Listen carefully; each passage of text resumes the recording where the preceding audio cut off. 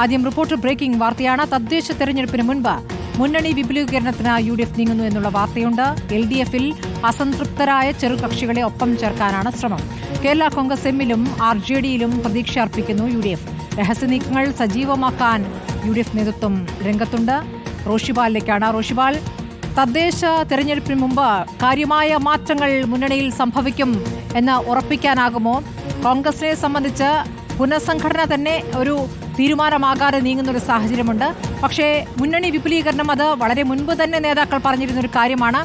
തദ്ദേശ തെരഞ്ഞെടുപ്പിന് മുമ്പ് ഉണ്ടാകുമോ? അങ്ങനെയെങ്കിൽ എങ്ങനെയൊക്കെ ചർച്ചകൾ നടക്കുന്നു റോഷിപാൽ?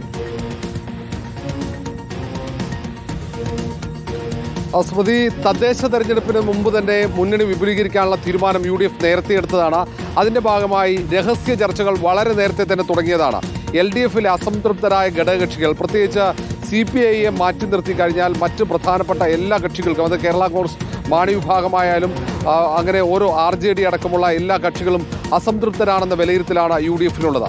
ഈ സാഹചര്യത്തിലാണ് ഇവരെയൊക്കെ UDF പാളയത്തിലേക്ക് എത്തിക്കാനുള്ള ശ്രമം നടത്തുന്നത്. UDF-ൽ കോൺഗ്രസിന്റെ പ്രധാനപ്പെട്ട നേതാക്കളും മുസ്ലിം ലീഗ് നേതാവ് PK കുഞ്ഞാലിക്കുട്ടി അടക്കം ഈ രഹസ്യ നീക്കങ്ങൾക്ക് ചുക്കാൻ പിടിക്കുന്നുണ്ട്. കേരള കോൺഗ്രസ് മാണി വിഭാഗം സ്വാഭാവികമായും UDF-ലേക്ക് തിരിച്ചെത്തുമെന്ന ആത്മവിശ്വാസവും പ്രതീക്ഷയും UDF നേതൃത്വത്തിനുണ്ട്. നേരത്തെ UDF ചെയർമാൻ കൂടിയായ പ്രതിപക്ഷ നേതാവ് തന്നെ പല ഘട്ടങ്ങളിലും പറഞ്ഞിട്ടുണ്ട്, വിസ്മയിപ്പിക്കുന്ന രീതിയിലുള്ള മുന്നണി വിപുലീകരണം പ്രതീക്ഷിക്കാമെന്ന്.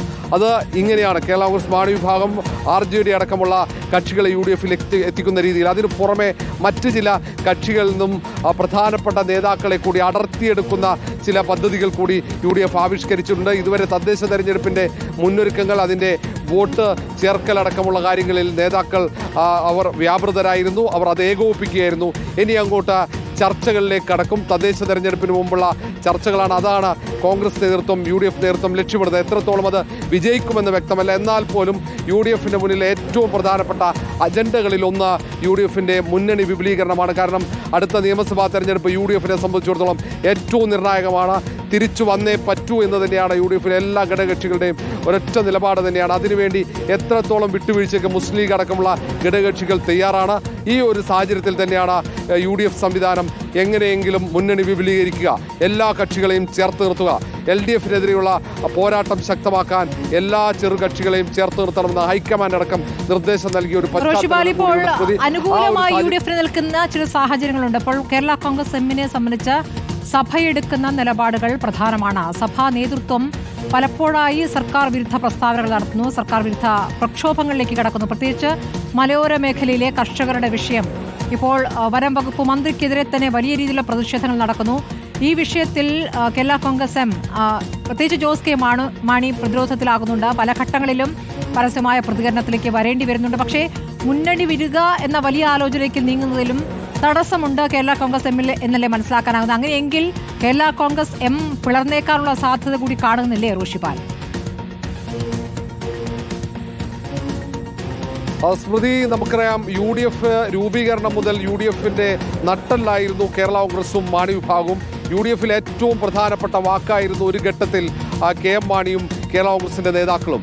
അത്രയേറെ പ്രാതിനിധ്യവും പരിഗണനയും UDF-നകത്ത് കേരള കോൺഗ്രസ് മാണി വിഭാഗത്തിന് ലഭിച്ചിരുന്നു. പക്ഷേ LDF-ലെത്തിയപ്പോൾ അവർക്ക് ആ പരിഗണന ലഭിക്കുന്നില്ല എന്ന പരാതി നേതാക്കൾക്കൊന്നാകെയുണ്ട്. പക്ഷേ അവർ അത് പരസ്യമായി പറയുന്നില്ലെന്ന് മാത്രം. അതിനപ്പുറത്തേക്ക് കർഷകരുടെ പ്രശ്നങ്ങൾ, മലയോര കർഷകർക്ക് വലിയ ബുദ്ധിമുട്ടുകളുണ്ട്. അവർ നിരന്തരം ഉന്നയിക്കുന്ന പ്രശ്നങ്ങൾ, വന്യജീവികളുടെ ആക്രമണം അടക്കം ചൂണ്ടിക്കാണിച്ച നിയമസഭാ സമ്മേളനം വിളിക്കണമെന്ന ജോസ് കെ മാണി ആവശ്യപ്പെട്ട മാസങ്ങൾ പിന്നിടുന്നു.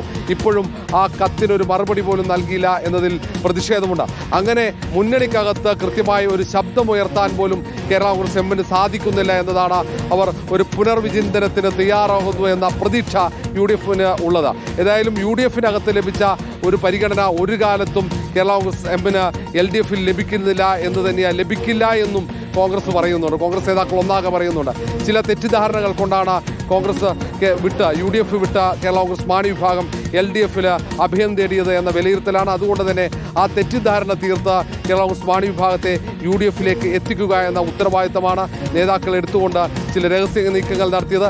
എത്രത്തോളം അത് വിജയിക്കും എന്ന കാര്യത്തിൽ അവർക്ക് കൃത്യതയില്ല. എന്നാൽ പോലും ആത്മവിശ്വാസമുണ്ട് നേതാക്കൾക്ക്. കാരണം അവിടെ അധികകാലം LDF-ൽ കേരള കോൺഗ്രസ് മാണി വിഭാഗത്തിന് പിടിച്ചു നിൽക്കാൻ കഴിയില്ല എന്ന് തന്നെ, പ്രത്യേകിച്ച് നേരത്തെ സ്മൃതി ചൂണ്ടിക്കാണിച്ചതുപോലെ ക്രൈസ്തവ വിഭാഗം UDF-മായി ചേർന്ന് നിൽക്കുമ്പോൾ പ്രത്യേകിച്ച് അവരുടെ പ്രശ്നങ്ങളിൽ കൃത്യമായി UDF ഇടപെടാൻ ശ്രമിക്കുന്നു എന്ന വിലയിരുത്തലുണ്ട്.